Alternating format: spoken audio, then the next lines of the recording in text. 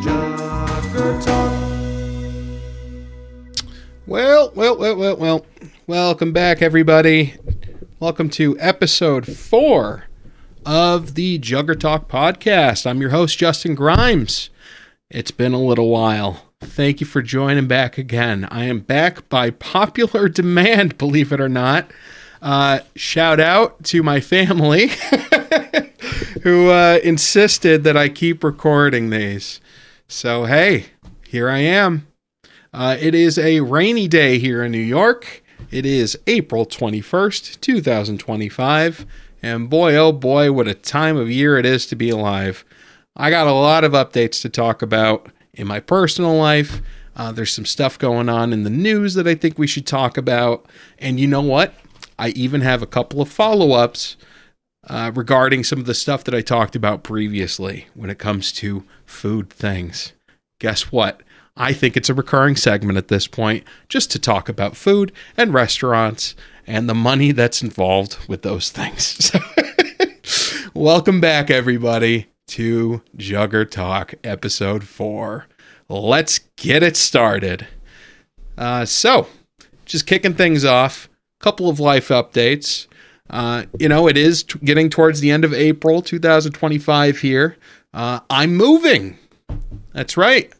I'm moving into a brand new 2-bedroom apartment with my significant other, Kate. So, hey, give it up. I'm looking forward to it. Again, this is us moving in together. Right now, I live by myself.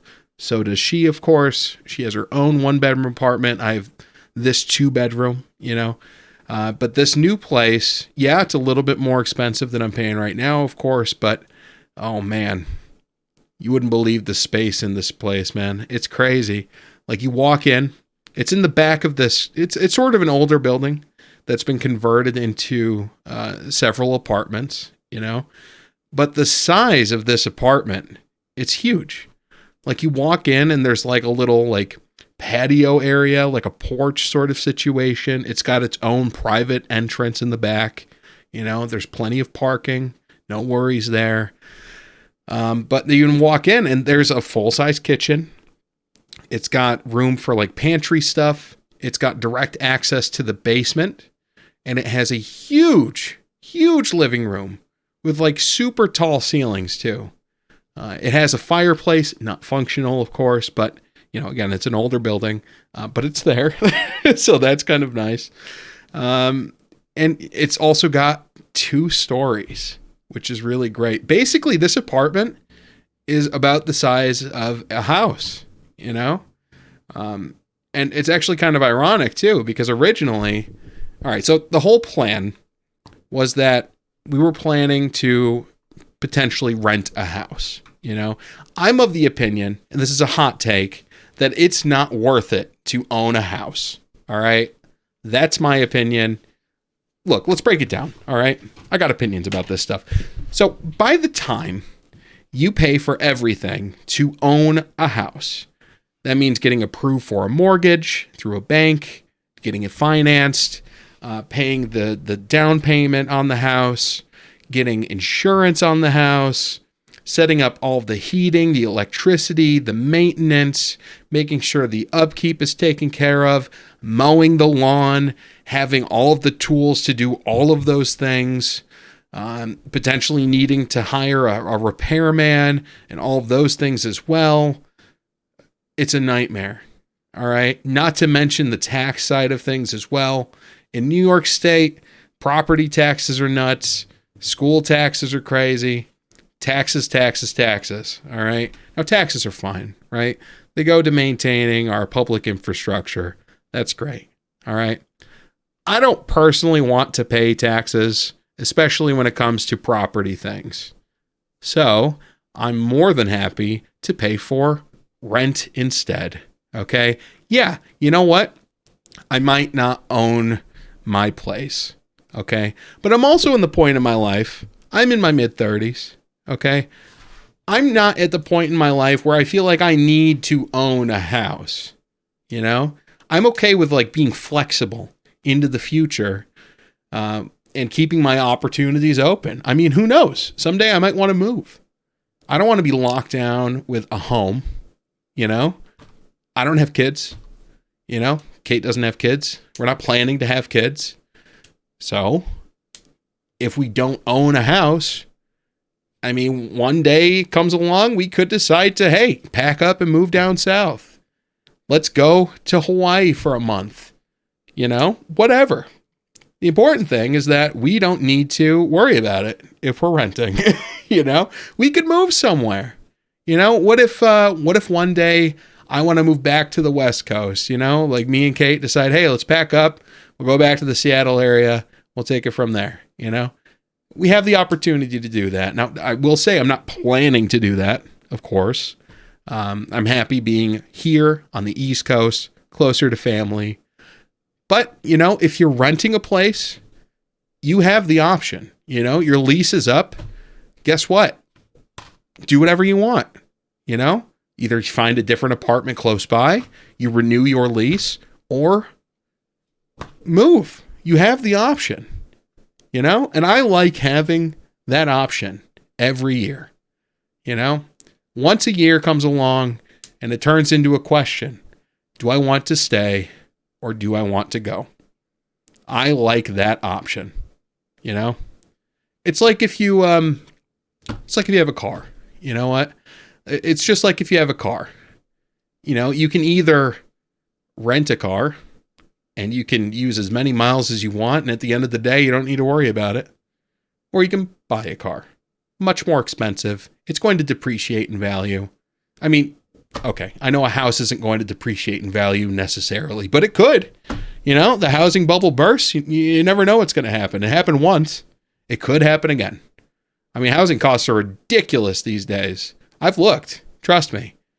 You know, it's not so bad in this area, right?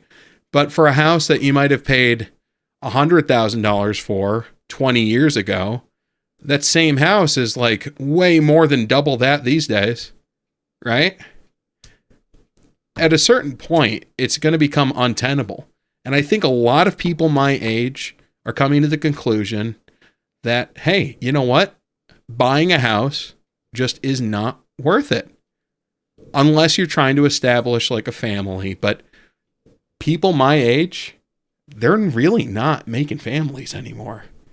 At least the majority of them. At least I feel that way, you know? Maybe things are different in your part of the world, in your neck of the woods. Maybe all those people you went to high school with have all settled down and had kids. But, you know, having lived like on the West Coast for a long time, having met a lot of people my age, just kind of getting by and doing their own thing, I don't think any of them want kids. You know, when I was living in Seattle, there were some interesting statistics about the ratio of the medium household ratio for how many people live in a household, right? And it was 2.5.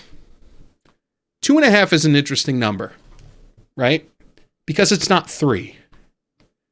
That implies that on average, it's like 50-50 between people who have just 2 people living in a house and people who have 3 people living in a house. And not to mention people who might have more than 3 people living in a house.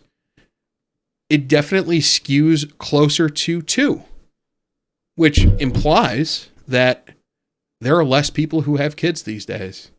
You know, typically speaking, if, you know, you're a family and you're just getting started, you might have more than one kid, you know?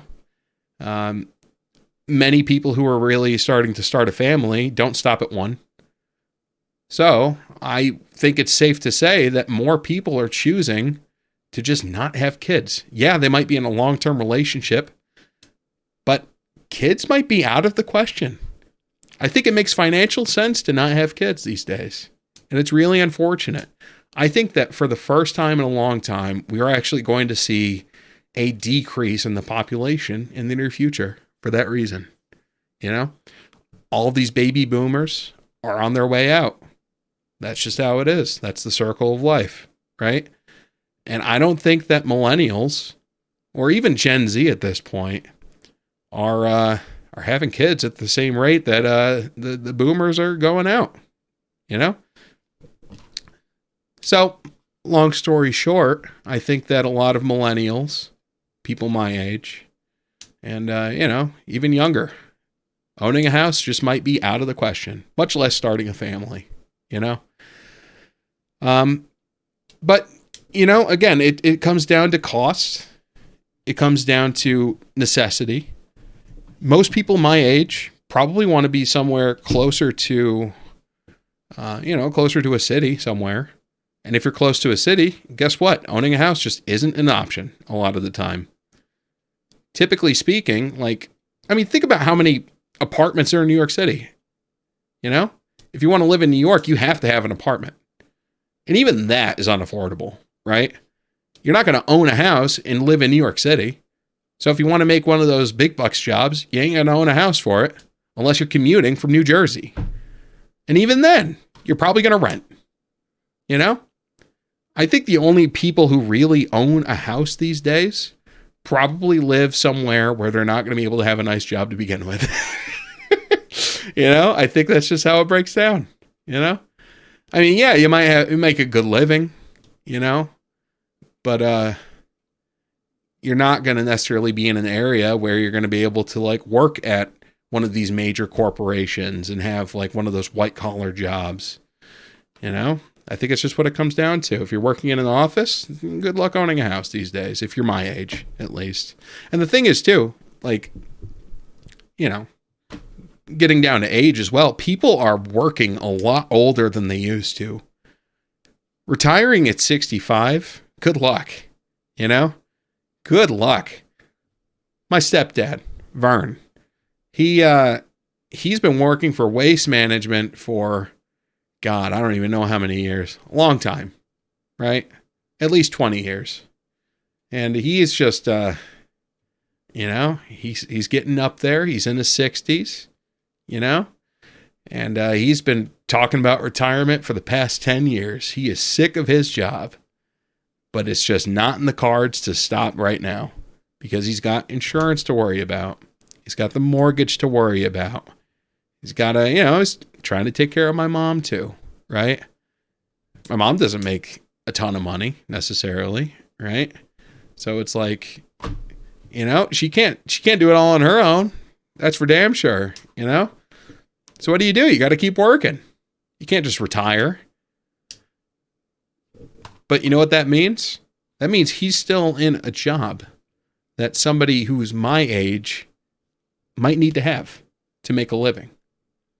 That somebody my age might need to have to own a house or start a family. A relatively high-paying job that only exists to the people who are currently in them and won't leave. It puts you in a tricky spot, right? Where you have companies who want people who are experienced in these roles, but people who are in those roles, new roles don't just open up every day. You can't just make a new role. So people are just in the job and they don't leave. And for good reason. Why would they? But they're not retiring because they can't afford to. It's crazy. But you know what? I don't want a house. I'm renting. So moving into a new apartment. Going full circle. All right. Man, it's good to be back, folks. My goodness.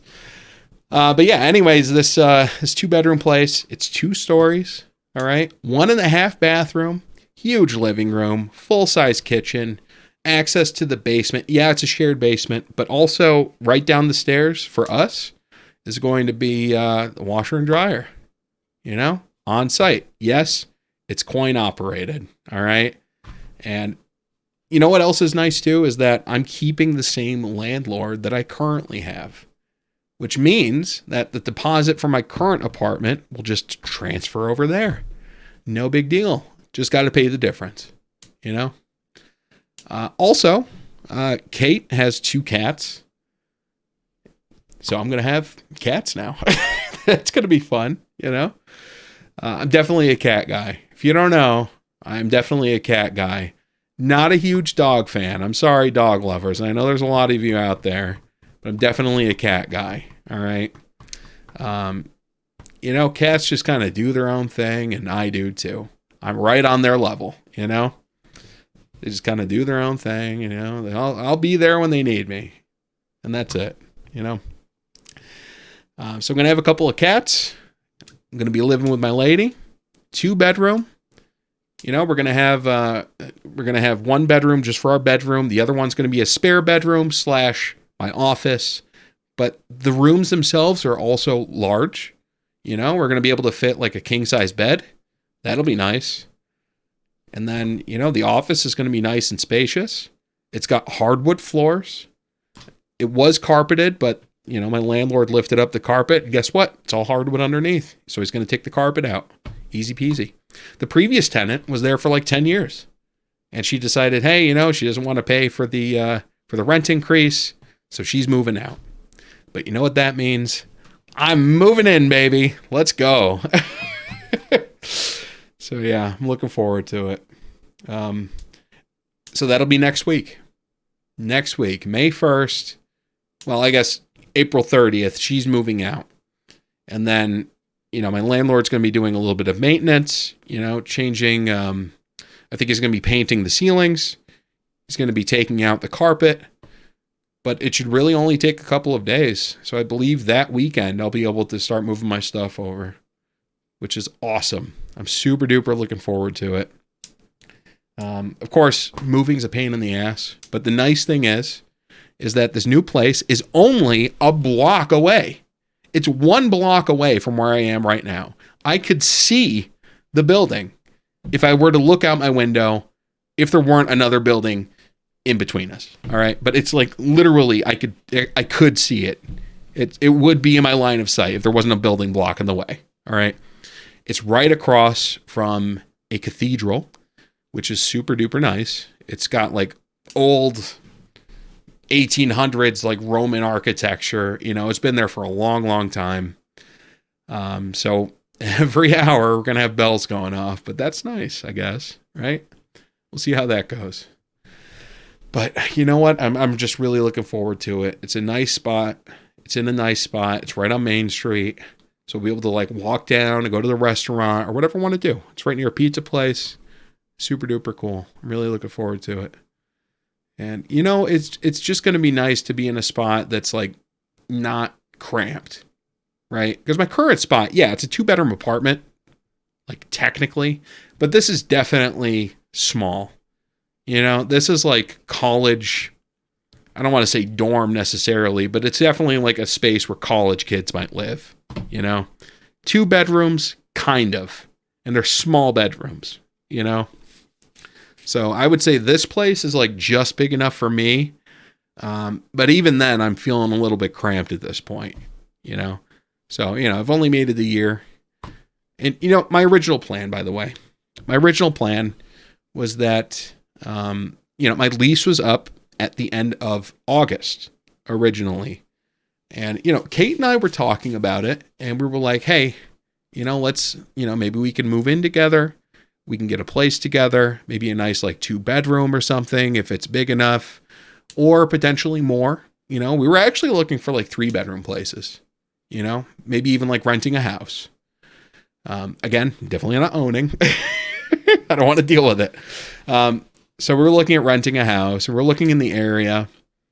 And, you know, this is a relatively low cost of living area, all things considered. So, you know, most of the places we were looking at were like in the $2,000 a month range, right? Which, you know, between me and her, we could split it. No big deal. We could definitely swing it. No big deal, right? And then there were some other ones that were like 1,800 or so. But long story short, we have time on our hands. And this is like in February at this point, right? We're just kind of thinking about it. Months away. Lease is up at the end of August. We got time. So we're started planning like, okay, what's the next move? Am I renewing my lease? Am I planning to move? So, you know, originally I was like, you know what? I'm going to plan to move. All right. You know, we can start looking at places. We'll have time to prepare. No big deal. So we start looking at places and all that stuff. And then, of course, Kate, you know, went through her job struggle. So at the end of the day, I was like, you know what? She's still going to be taking some time to, you know, get established with her new job. Maybe we'll give it another year. and we'll take it from there. Give us some time to save up, let her get settled into her new job, and then we'll reassess. So I let my landlord know originally, like, hey, I'm planning to move. But then I texted him back again, and I said, hey, never mind. I'm planning to renew my lease instead. And he messaged me back, and he said, hey, well, I know you're planning to move. I mean, were you looking to get some more space going or what? And I was like, well, yeah, I definitely wanted to have some more space, wanted to move in with my significant other. And she has a couple of cats, and this spot I'm in right now is just a little bit too small for both of us. So I was looking for another spot. He said, well, one of my tenants let me know that she is planning to not renew her lease this year. And she just let me know like last week. And I said, oh, well, that's great. He said, yeah, well, it's a 2-bedroom. Definitely a lot more space than you have now. You want to go take a look? And I said, yeah, let's do it. So, we scheduled a day. Kate and I met up with my landlord. We went and looked at the place. And, oh my God, it felt like home. Like we walked into this place, and again, there's like this little like patio area where you could like put some plants and stuff and maybe like a little outdoor couch. There's just a full-size kitchen. Landlord said he's going to be putting in a new oven in there as well, which is awesome. Electric oven. So it's full-size kitchen. It's got room for pantry stuff. Very cool. It's got cupboards and all that stuff too, which is great. Room for a table, which my current place does not have at all. And you know what? There's a huge living room. We were just in awe, just like looking at the size of this place. I didn't even know before we got there that this place was 2 stories. So he's like, hey, let me show you upstairs. I'm like, what? There's more? He's like, yeah, there's 1.5 bath. And I'm like, oh, what? Are you crazy? 1.5 bath. Oh my God. My dreams have come true. 2 toilets. Can you believe it? Now, I'm going to need some help from Vern installing a couple of bidets, but got 2 toilets. That's awesome. And I checked the water pressure. I turned on the shower. Water pressure's great. 2 big bedrooms. Man, I got to say, this place is like a dream come true. I'm really, really looking forward to moving in. And it's so, so close at this point. I'm on the edge of my seat, I'm super stoked. So, hey, that's what's going on in my life. Moving in, baby. Let's go. So I'm moving in, beginning of May. Kate is going to be moving in. Her lease is up on the 1st of June. So we basically have all of May to move over all of my stuff and also all of her stuff. So we'll get everything taken care of, and by the beginning of June, we'll be all settled in. Easy peasy. So we got some time. That'll be good.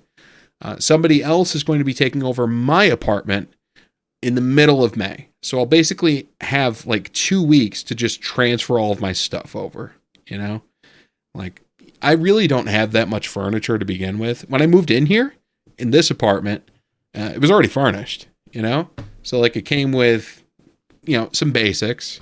So it came with like a couch. It came with dressers. Came with, it came with a bed, but I actually replaced that. I got my own, entertainment center stuff. So I'm actually going to need to get new furniture. So that's one thing I need to worry about. But I'm like going to move in. It's going to be like empty. So I'm going to have plenty of space I'm going to need to fill over time. And, moving into a place like this, for me, this really seems like a long-term sort of apartment situation, Like, I feel like I could really settle into this place. It's just got enough space. It's, again, a full kitchen.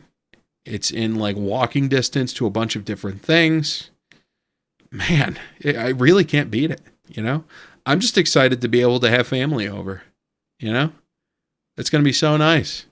I'll just be able to invite my mom over for game night, and I'll have room to do it. She won't have to worry about getting up the stairs, because right now I have like really narrow stairs that you have to get up to get in the door here. Oh man, life's good, you know? I like moving. I hate the process of moving, though. There's nothing worse than moving all your stuff from one place to another, you know? I drive a sedan. I have an Acura, you know? You really can't fit much in my car. Like a couple of totes, maybe another one in the trunk, and that's it, you know? When I move cross country, oh my goodness, I packed that thing to the brim, and I felt like I didn't even bring that much, you know? So, you know, I might have to rent a U-Haul for a day or two and take it from there, but it shouldn't be too bad. It should be fine. In other news, new apartment stuff. Hey, you know what? You know how hard it is to find a doctor?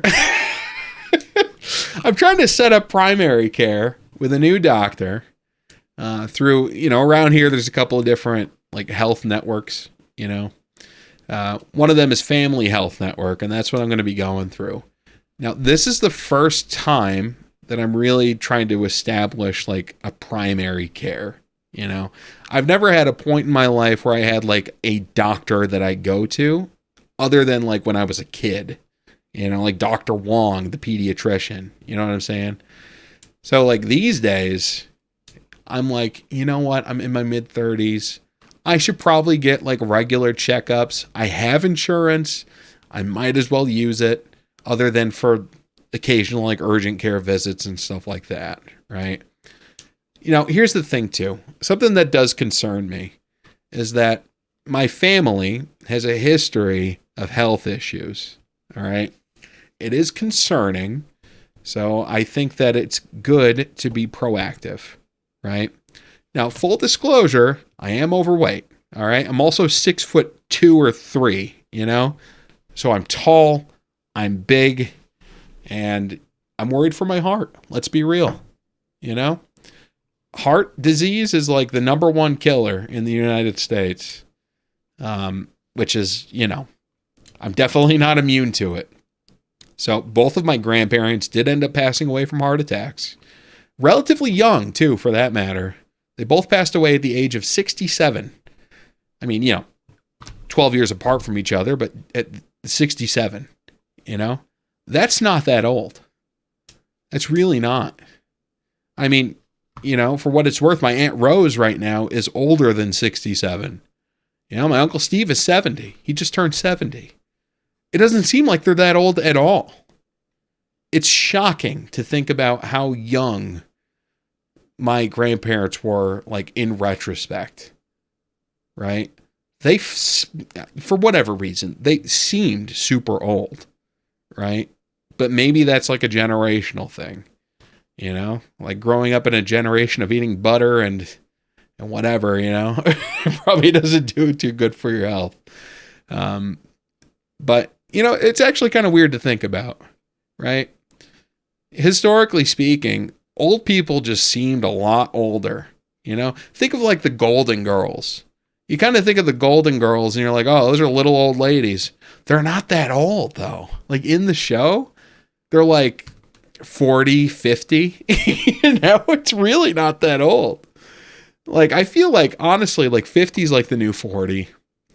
I feel like 35 is like the new 27, you know? I feel like we're just like regressing in a weird way when it comes to like aging. You know, we're getting older slower, I think. And that's kind of nice, right? But that doesn't mean that I don't need to worry about my health, you know? Like, yeah, I mean, maybe we're aging slower, but hey, you know what? That's not going to stop a heart attack, right? So I want to get checked up. I want to check on my vitals. You know, today, I went to the gym. Oh my God. I went to the gym. That's difficult for me. You know, to me, going to the gym, Planet Fitness, all right, it's so boring, you know, but I finally got to a point where you know, the way that I tackle issues and start challenges for myself is that I set a date and I make a plan and I stick to it. And it turns out that works, right? I mean, that's how I quit nicotine, right? I said, okay, end of February, that's it. I quit, and then I'm done forever. And I did. I quit nicotine just like that because I got it in my head. I had a plan. I had a date. We're good. And then I followed through, and that was it. Same thing for alcohol. I said, okay, I guess I quit. And I did. I quit drinking. Now, I've come to the point too where I feel like I don't have a drinking problem, right? Maybe I had a drinking habit where, I would drink a lot regularly, right? But I'm at the point in my life, like looking back, I don't think it was like a drinking like addiction like a lot of people might have when they consider themselves alcoholics, right? To me, it was just a drinking habit, if that makes sense. Because I could have theoretically quit any time, I just didn't feel like it. You know what I mean? So that said, I was able to drop it like a hat. I was like, all right, I guess I quit. Whatever. Who cares? And I didn't have any withdrawal symptoms. Nothing like that, which is crazy to me thinking about like how much beer I drank over like a 10-year period. And I was just like, I guess I'm done. And that was it. But now I can like celebrate with Kate. If there's something nice that's going on in our lives, I can have a few drinks and then I'm done. Like, that's it. I have I like to set rules for myself. I need to be very strict with myself so that I hold myself accountable. All right. And my rule is that I don't have alcohol at home ever anymore. I don't buy alcohol from the store. I don't bring it home. I don't even take it to like a hotel, If I'm sleeping in a place, I don't have alcohol there. All right. But if I go to like a bar or something, or if I go to a restaurant or something, I might have a drink or two, if I have a reason to celebrate, maybe 3 or 4. But that's it. I'm not taking one to go. I'm not going to the gas station to pick up a 6-pack on the way. That's the rule. I don't bring alcohol home. I was able to quit just like that. No big deal. So when it comes to going to the gym, it's very similar to like quitting drinking or quitting nicotine. Going to the gym is a doing thing, not a not doing thing, which is way more difficult, right? Like, if you go without nicotine, you just don't do the thing. You have to get used to the absence of the thing. But when it comes to doing something, building a new habit, an active habit, here's the thing, folks. I love not doing stuff. So when it comes to not doing more things, that's pretty easy to me. I guess I don't have to vape anymore. That's one less thing I need to do. Oh, I don't drink anymore. Well, I guess it's one less thing I need to do. Going to the gym is one more thing that I need to do now. And that's a challenge. And that's what I'm going to need to get used to. Now, I will say, I think I've set myself up for success. All right. I had a thought. It's like a trigger for me where if I get something in my head, I need to get it out immediately so that I can follow through with it later on. Right. And I think that might come down to like the bipolar side of me. Right. Where if I get something in my head, I get into like my hypomania mode and I'm like, oh, let me make an entire Excel sheet with a plan and do all of this stuff. So I made a 30-day workout plan. I call it the Get Got plan. Get Got. All right. 30-day plan. Well, it's actually more than 30 days technically, but it basically goes from today, April 21st, 2025, all the way until the end of May 31st, Memorial Day. All right. And my plan is to go to the gym every single day. And I have a rotation for what I'm going to be doing at the gym every single day. All right. So first, every other day, I flip-flop between what type of cardio that I do. So today I did 30 minutes on a bike. Okay. And tomorrow I will do 1 hour of walking instead. And then the next day, back to the bike. And the next day, back to walking. Flip-flop. Okay. On and off. Also, I have 3 separate days for types of workouts that I'm going to do. So one day will be chest and arms. That was today. Another day will be legs and calves. So that's tomorrow. And then the third day is just core. And that'll be things like, my back, my stomach, things like that. The core, right? And maybe a little bit of chest in there as well, right? So 3 different types of days, 2 different types of cardio workouts that go back and forth. And then additionally, every single day is a different set of ab workouts. Okay. So on my arm days, I do 25 ab crunches. On my leg days, I do 35. And on my core days, where I'm already doing a lot of core work, 15. All right. So I ramp it up and then I take it easy. I ramp it up and I take it easy. All right. So if I do this for 30 days, I want to see where I'm at the end of it. Okay. Today was day number 1. And I got to tell you, I feel pretty good. I got home. I just got home. I'm feeling pretty energized enough to record this podcast. So here we are, JuGrTalk. We're back in action. All right. But I just want to feel better about myself.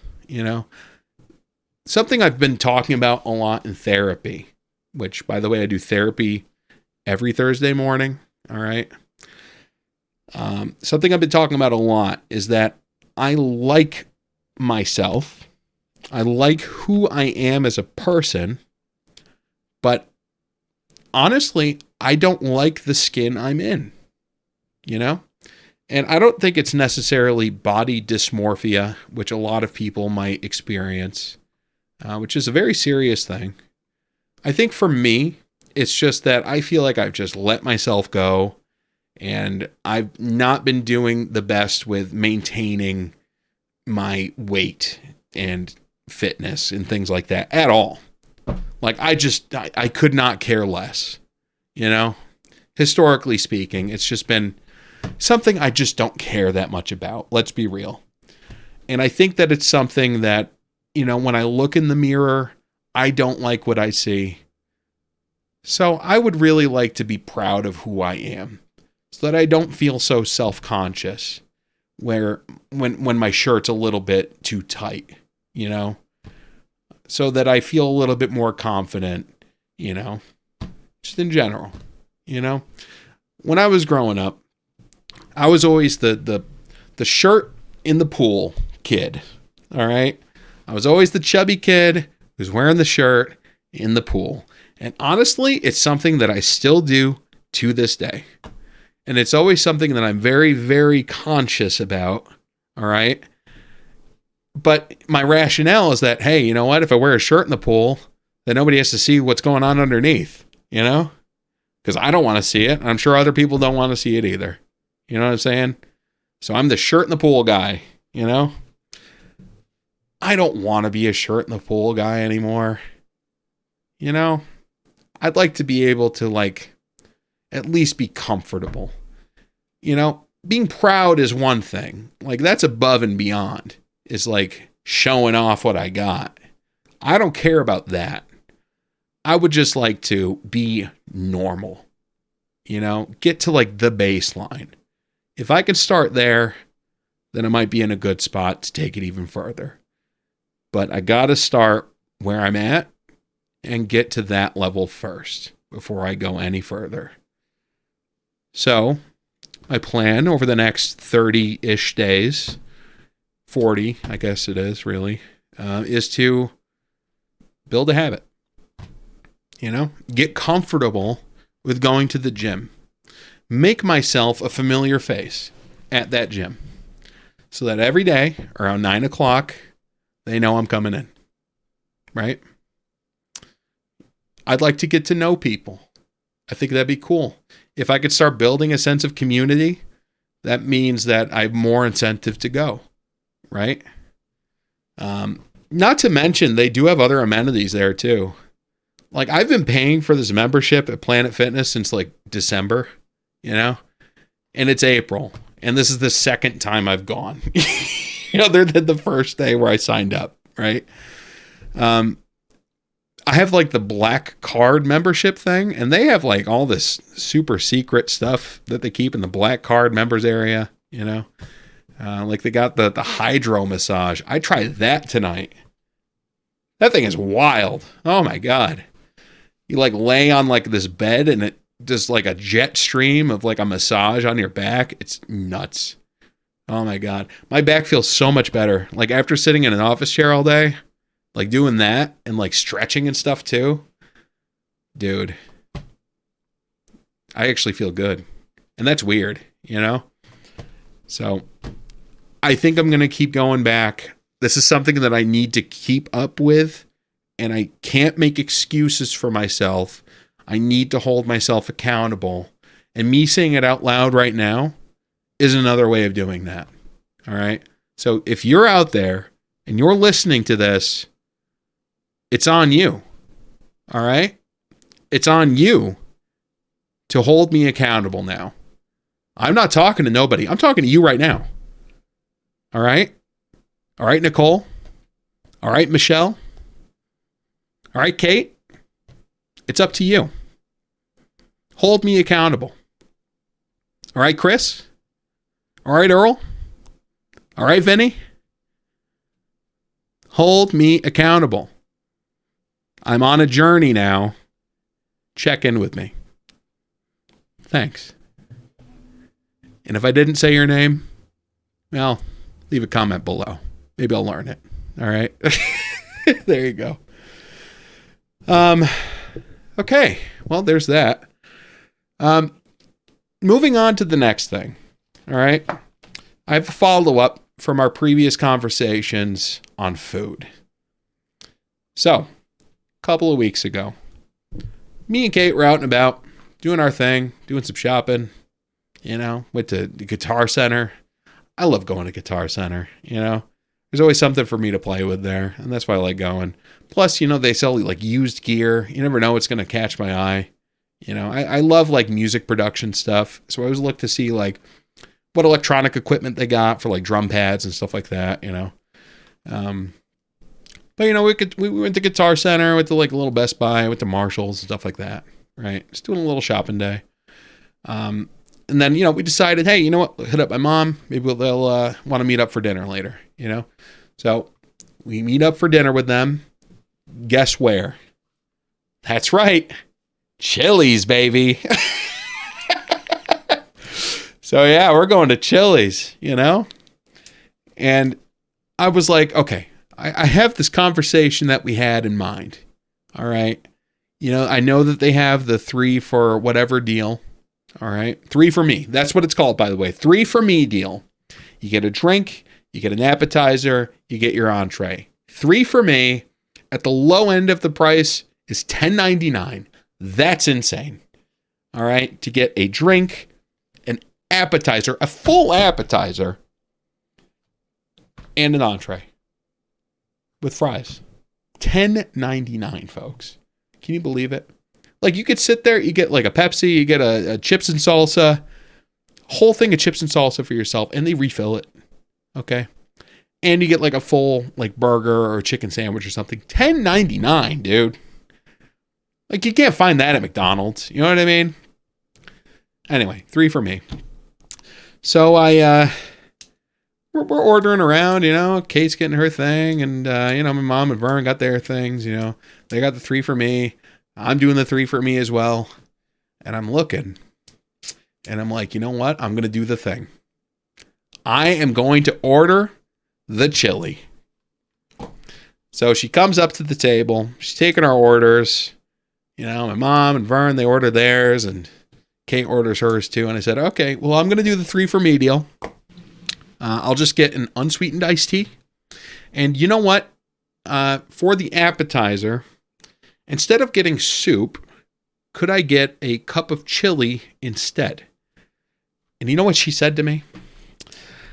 I'm sorry, sir, but we no longer have chili. What? They don't have chili? They don't have chili at Chili's? Are you kidding me? Oh my God. I just talked about this. All right. Look, the chili at Chili's was not good. Okay. But it's in the name. You know, how could they not have chili at Chili's? You know what I'm saying? Like, it wasn't good chili, but it's Chili's, man. How are they not going to even have chili at Chili's? It doesn't make any sense. I think that they are really losing out on an opportunity here. Number one, they dropped the ball, right? Their chili sucked. It was ass, all right? It was just scrapings off the grill. I swear to God, it's visceral and disgusting. You shouldn't eat it. It's bad, all right? Salty glop.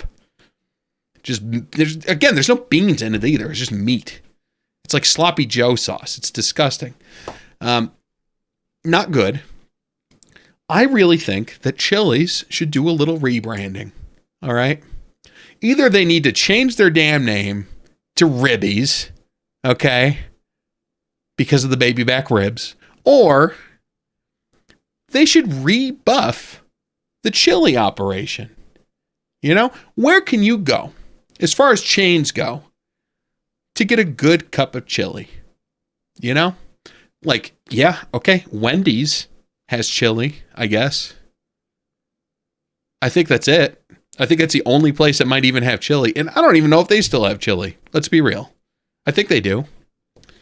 I think Chili's should really start doubling down on chili. I would love to go and have a nice hot cup of chili. You know what I mean? Like, you go and like they have like the spicy chili. Oh, they've got the Southwest chili today. Oh, okay. That sounds good. I would love to go out and get some chili. You know, they can make it a thing. I don't know why they don't do it. Maybe it's expensive to make. I get that. But at least it's something that you can make a bunch of and then just like heat it up, serve it in a bowl. It's good to go. It can't be any more difficult than making soup, right? I think Chili should double down on the chili, but instead, they've gotten rid of it entirely. I am so disappointed, Chili's. What the hell happened? Man, it was so disappointing. So, you know, instead I got the dip trio. You know, you get the queso and stuff. But you know what? I really kind of wish I got the chili. It wasn't good, but I kind of miss it. Just for the meme of it, you know? Chili's chili. Rest in peace. God bless you. All right. Bye-bye, Chili's chili. You know, speaking of Wendy's chili, let's talk a little bit more about Wendy's. All right. I've come to a conclusion. Wendy's is so overpriced, okay, if you get the combo meal. Consequently, ironically, Wendy's is also the best value in fast food. Let me explain. Have you ever had the Biggie Bag? Have you ever had the Biggie Bag? You don't get better value than the Biggie Bag, all right? You know what comes in a Biggie Bag? All right, $6. $6 for the Biggie Bag. And you get a drink or a Frosty. You can get a chocolate Frosty with your Biggie Bag if you want. You also get fries. You get a 4-piece chicken nugget or spicy chicken nugget. And you get a burger or like a chicken sandwich, like a chicken BLT thingy. $6. For the price, tit for tat, you can't beat it. You know, even if you go to McDonald's and you get like a spicy McChicken, that's $3 alone, you know, much less getting the fries. You know, it's another $2 right there. And a drink, it's another $1. That's $6. And you don't get nuggets. All right.